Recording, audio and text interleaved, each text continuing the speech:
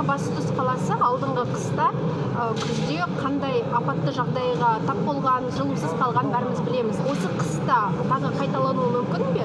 Сіз уәде бере аласыз ба?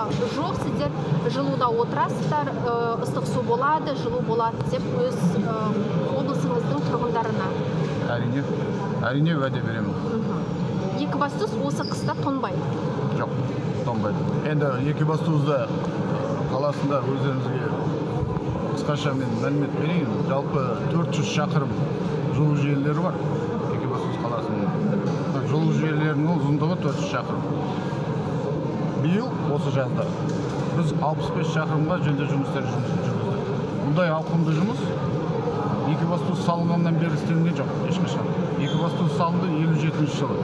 57 жылдан 70 жылға дейін Екібастұз қаласы құрылғанда бұл осындай инфрақұрылымды құрылыс жұмыстары ғана жүрді. Одан кейін ондай жаңарту немесе мынаны қайта құру жұмыстары жүргізілген жоқ, ешқашан.